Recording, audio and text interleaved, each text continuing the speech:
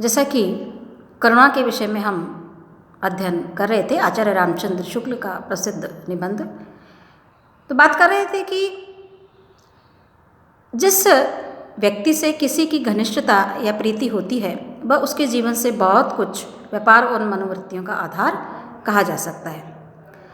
मतलब उसके जीवन का बहुत कुछ अंश उसी के द्वारा क्या होता है, व्यक्त होता है, जिस परिवेश में वो मनुष्य जीता उठता बैठता है। अब देखिए कि वास्तव में किसी मनुष्य का संसार तो वही लोग हैं जिसके साथ उसका संसर्ग या मतलब व्यवहार है, मतलब जिससे उसका उठना बैठना होता है, जिससे उसका व्यवहार होता है, वही उसका संसार या उसकी परिधि या उसकी दुनिया कही जा सकती है। अब आगे आप देखिए, जैसे कि किसी प्रिय सुहृद के चिर वियोग या मृत्यु के शोक के साथ करुणा या दया का भाव मिलकर चित्त तो बहुत व्याकुल करता है। किसी के मरने पर या उसके प्राणी उसके साथ किए हुए अन्याय व कुव्यवहार तथा उसकी इच्छा पूर्ति करने में अपनी त्रुटियों का स्मरण कर और ये सोचकर कि उसकी आत्मा को संतुष्ट करने की भावना सब दिन के लिए जाती रही, बहुत अधीर और विकल होते हैं। मतलब कहने का तात्पर्य यह है कि किसी का चिर वियोग या मृत्यु के शोक के साथ करुणा या दया का भाव मिलकर के चित्त को क्या करता है, बहुत व्याकुल करता है। किसी के मरने पर उसके प्राणी उसके साथ किए हुए अन्याय व व्यवहार, मतलब कोई मर गया है, उसने कभी अच्छा काम किया है तो वो याद किया जाएगा, कोई बुरा काम है तो वो बुरा काम जो है वो रह रह करके याद आता है, और उसके संबंध या उसने जो कुछ भी किसी को कष्ट पहुंचाया या किसी के साथ उसने अच्छा व्यवहार किया, दोनों को याद किया जाता है। सामाजिक जीवन में स्थिति और पुष्टि के लिए करुणा का प्रसार आवश्यक है। मतलब जीवन में परिपुष्ट होने के लिए या समाज में व्यवहारिक बनने के लिए या व्यवहार बनाने के लिए करुणा का भाव होना या उसका प्रचार प्रसार अत्यंत आवश्यक होता है। अब देखिए कि समाजशास्त्र के पश्चिमी ग्रंथकार कहा करें, मतलब पश्चिम के जो ग्रंथकार हैं, कि समाज में एक दूसरे की सहायता अपनी अपनी रक्षा के विचार से की जाती है, ऐसा उनका कहना है। लेकिन अपन ये देखा जाए कि यदि ध्यान से देखा जाए तो कर्म क्षेत्र में परस्पर सहायता की सच्ची उत्तेजना देने वाली किसी न किसी रूप में करुणा ही दिखाई दी। मतलब एक दूसरे का मदद जो करता है, जो आधार होता है, जिस भावना के आधार पर यदि कोई व्यक्ति किसी की मदद करता है तो वो एक करुणा का भाव ही एकमात्र रहता है, जिसके आधार पर संबंध जो है प्रगाढ़ होते हैं। आगे आप देखिए कि आचार्य शुक्ल क्या कहते हैं करुणा के संबंध में, कि दूसरों की विशेषता अपने परिजनों के थोड़े क्लेश या शोक पर जो वेग रहित दुख होता है उसे क्या कहते हैं, हम सहानुभूति कहते हैं। मतलब दूसरे या अपने परिचित का थोड़ा बहुत भी दुख अगर सुन करके उसको थोड़ी भी व्याकुलता होती है तो वो क्या कहलाएगी, सहानुभूति होगी। शिष्टाचार में इस शब्द का प्रयोग इतना अधिक होने लगा है कि निकम्मा सा हो गया है, अतः अप्राय इस शब्द से हृदय को कोई सच्चा भाव नहीं समझा जाता। सहानुभूति के तार, सहानुभूति की चिट्ठियाँ लोग यूं ही भेजा, मतलब वास्तव में इसका जो मर्म है वो उभर करके नहीं आ पाता और लोग यूं ही चिट्ठी तार यूं ही भेजते बिना संवेदना के। ये छद्म शिष्टता मनुष्य के विवाह क्षेत्र से सच्चाई के अंश को क्रमशः चढ़ती जा रही है। मतलब कहने का तात्पर्य कि जो सहानुभूति दिखाई देती है तो केवल दिखावे की सहानुभूति, वास्तव में किसी के दुख से आज किसी को लेना देना नहीं है। करुणा का बीज अपने आलम्बन या पात्र में नहीं फेंकती, मतलब जो करुणा है वो अपना बीज कहाँ, आलम्बन में नहीं फेंकती, अर्थात जिस पर करुणा की जाती है वह बदले में करना वाले पर करुणा नहीं करता। किसी के प्रति करुणा उत्पन्न तो करुणा के बदले करना नहीं करता, वरन जैसा क्रोध और प्रेम में होता है, बल्कि कृतज्ञ होता है या श्रद्धा या प्रीति करता है। करुणा के द्वारा क्या करता है वो, कि यदि किसी पे जैसा कि क्रोध और प्रेम में होता है, और करुणा किसका उल्टा है, क्रोध का। अब देखिए कि बहुत सी औपन्यासिक कथाओं में ये बात बताई गई कि युवतियां दुष्टों के हाथ से अपना उद्धार करने वाले युवकों के प्रेम में फंस गई है, जिसने उनका उद्धार किया है उनसे वो प्रेम करने लगे। कोमल भाव की योजना में दक्ष बंगला के उपन्यास लेखक करुणा और प्रीति के मेल से बड़ी प्रभावोत्पादक जो है दृश्य उपस्थित करते हैं। मतलब कहने का मतलब कि करुणा अपना बीज अपने आलम्बन या पात्र में नहीं फेंकती। मतलब जैसे जिसके प्रति करुणा उत्पन्न हुई है, जरूरी नहीं कि सामने वाले के प्रति भी उतना करुण भाव उसके मन में जागृत हो। आप देखिए कि जैसे कि क्रोध करने पर तो दूसरे वालों को भी क्रोध आता है, लेकिन करुणा करने के वाला जो है उसको सामने वाले को करना उतनी उपस्थित नहीं है। मनुष्य की सजीवता मनोवैज्ञानिक प्रवृत्ति में भावों की तत्परता में है। नीतिज्ञों और धार्मिकों का मनोविकार को दूर करने का उपदेश घोर पाखंड है। और इस संदर्भ में जो कवि कहते हैं वो क्या कहते हैं कि कवियों का प्रयत्न ही यहाँ पर सच्चा कहा गया है। जो मनोविकारों पर सान ही नहीं चढ़ाते बल्कि उन्हें परिमार्जित करते हुए सृष्टि के पदार्थों के साथ उसके उपयुक्त संबंध निर्वाह पर भी जोर देते हैं। मतलब कवि जो होते हैं अपने मनोवेग, अपनी अनुभूतियों को शब्दबद्ध करके उसको जिस रूप में प्रस्तुत करते हैं तो उसको परिमार्जित करके हमारे समक्ष प्रस्तुत करते हैं। यदि मनोवेग ना हो तो स्मृति, अनुमान, बुद्धि आदि के रहते भी मनुष्य बिल्कुल क्या है, जड़ है। यदि भावनाओं का आलोड़न विलोड़न नहीं होता है, मनोवेग हमारे भीतर उनका उद्वेलन नहीं होता है, तो यदि हमारे भीतर जैसे स्मृति है, अनुमान है, बुद्धि है, अगर यह है तो ये किस काम के हैं? इन सब के होते भी हम जड़ के वत हैं यदि इन मनोभाव या मनोवेग हमारे भीतर नहीं रहते हैं। प्रचलित सभ्यता और जीवन की कठिनता से मनुष्य अपने इन मनोवेगों को मारने और सशक्त करने पर विवश होता जाता है। अब आज के जीवन में जीवन की जो जटिलताएं इतनी ज़्यादा बढ़ गई है कि मनुष्य जो चाह करके भी, भले वो भीतर उसके वेग तो सबके भीतर पाए जाते हैं, लेकिन आसपास का परिवेश, आसपास रहने वाले लोग, आसपास जो जीवन की बढ़ती हुई जो जटिलताएं हैं उनके साथ जीवन में सामंजस्य बिठाते हुए एक सरल और सहज जीवन बिताना इतना अधिक मुश्किल होता है कि वो करुणा का भाव भी उत्पन्न हो रहा है तो सामने परिस्थितियां उसको क्या कर देती हैं, चुप रहने पे कई बार मजबूर कर देती हैं। अब आप देखिए,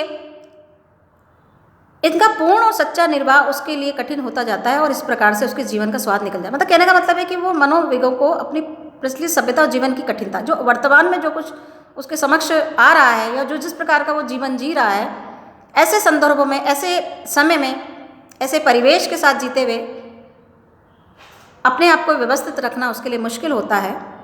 तो एक प्रकार से उसके जीवन का स्वाद निकल जाता है। आचार्य शुक्ल अपने निबंध में करुणा का जो है उसको व्याख्यायित करते हुए यहाँ पर बता रहे हैं, दुराचार या उससे क्रोध या घृणा होती है, पर झूठे शिष्टाचार के अनुसार उसे दुराचारी की भी मुंह पर प्रशंसा करनी पड़ती है।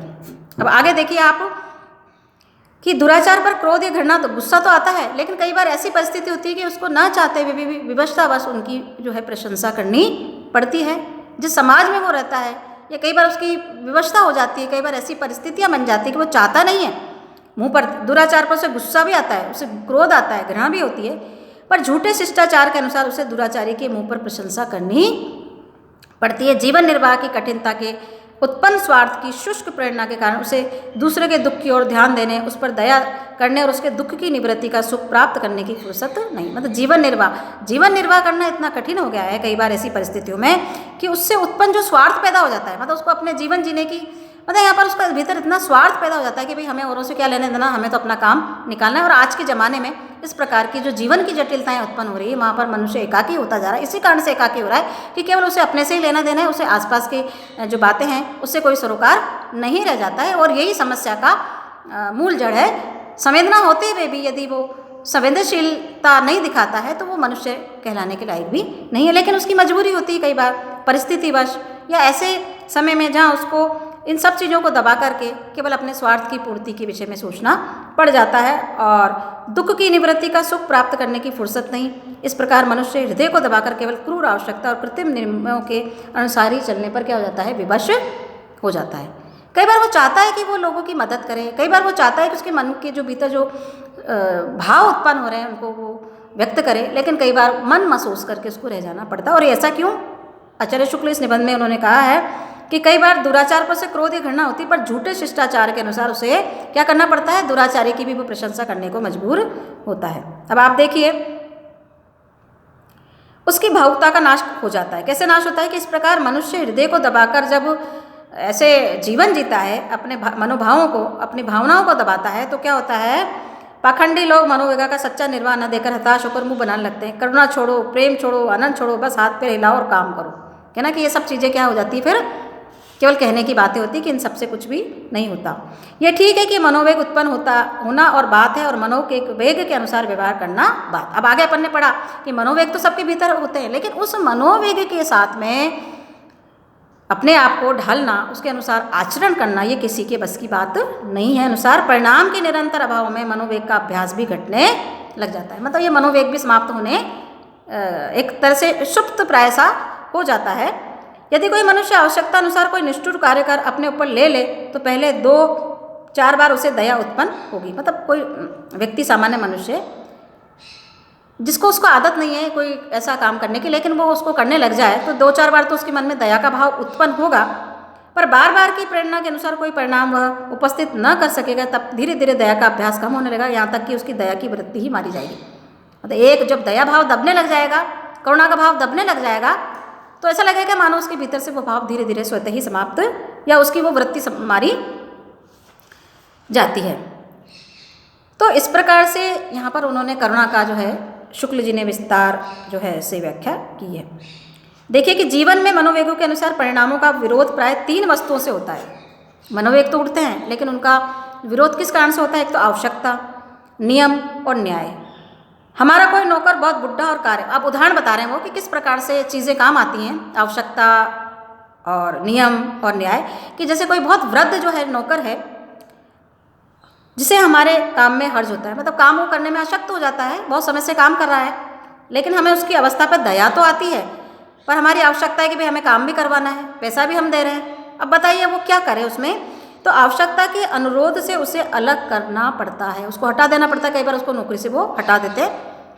दया का भाव तो जागृत होता है, लेकिन आवश्यकता भी है कि भाई काम तो करवाना ही है, पैसा भी दे रहे हैं, सब कुछ, ये भाव हमें उसकी अवस्था पर दया आती है, पर आवश्यकता के अनुरोध से उसे अलग करना पड़ता है। किसी दुष्ट अफसर के कुवाक्य पर क्रोध तो आता है, कोई ऐसा अधिकारी हमारे ऊपर हो कि उसकी हर आचरण से, उसके व्यवहार से हमें बुरा तो लगता है, लेकिन हम क्या करें? पर मातहत लोग आवश्यकता के वश उस क्रोध के अनुसार कार्य करने की कौन कहे, उसका चिन्ह तक नहीं प्रकट होने देते। मतलब बुरा भी लगता है, मन दुखी होता है, लेकिन बॉस जो है डांटता है, उसका जो चिन्ह तक भी वो उत्पन्न नहीं होने देते, क्योंकि वहाँ उसका क्या है? आवश्यकता है, रोजी रोटी से वो जुड़ा हुआ मामला है और आजीविकापार्जन का मामला है, वहाँ उसकी आवश्यकता होती है, तो आवश्यकता से वो जुड़ी हुई बात है, चाहे अफसर कितना ही दुष्ट हो या कोई कुवाक्य कह दे या कुछ भी बात कह दे, तो कई बार क्या है उसको भी अनदेखा उसको करना पड़ता है। अब आगे देखिए कि उसका चिन्ह तक प्रकट नहीं होने देते। यदि कहीं पर ये नियम है कि इतना रुपया लेकर कोई कार्य करने जाएं, तो जिस व्यक्ति से रुपया वसूल करने पर नियुक्त होगा वह किसी ऐसे दिन अकिंचन को देखकर जिसके पास एक पैसा भी नहीं होगा, दया तो करेगा, पर नियम के वशीभूत उसे ये कार्य करने से रोकेगा, है ना। राजा हरिश्चंद्र ने अपनी रानी शेव्या से अपने ही मृत पुत्र के कफन का टुकड़ा फड़वाकर नियम का अद्भुत पालन किया था। मतलब आवश्यकता, नियम, ये सारी चीज़ें जो है समय अनुसार वहाँ पर महत्व रखते हैं, और वो उसकी एक तरह से मजबूरी भी कही जा सकती है। पर यह समझना चाहिए कि यदि शेव्या के स्थान पर कोई दूसरी स्त्री होती तो राजा हरिश्चंद्र के उस नियम पालन का उतना महत्व न दिखाई पड़ता। करुणा ही लोगों को श्रद्धा की ओर अधिक खींचती। मतलब करुणा का जो भाव है वही श्रद्धा को अपनी ओर, श्रद्धा तभी उत्पन्न होती है। करुणा का विषय है दूसरे का दुख, अपना दुख नहीं। मतलब यह करुणा का भाव उत्पन्न हो रहा है कि अरे देखो शेव्या से तक उन्होंने अपना जो है उसका जो है कपड़ा फड़वा लिया। आत्मीयजनों का दुख एक प्रकार से अपना ही दुख है, और इससे राजा हरिश्चंद्र के नियम पालन का जितना स्वार्थ से विरोध था उतना ही करुणा से नहीं। मतलब करुणा का भाव तो उसके भीतर बना ही रहा। न्याय और करुणा का विरोध प्राय सुनने में आता है। न्याय से ठीक प्रतिकार का भाव समझा जाता है। यदि किसी ने हमसे 1000 का उधार लिया है तो न्याय है कि वह हमें 1000 रुपया लौटा दे, ये तो ईमानदारी की बात है। यदि किसी ने अपराध किया है तो न्याय है कि उसे क्या मिले? दंड मिले।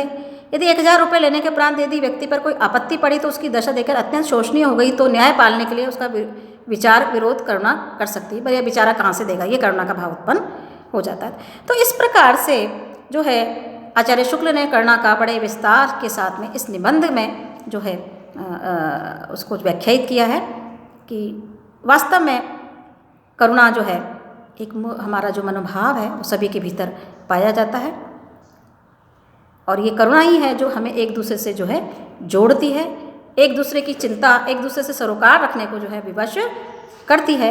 इस प्रकार से ये करुणा का भाव जो है बहुत ही हमारे भीतर मनुष्यता का भाव जो है एक तरह से हमारे भीतर जागृत करता है।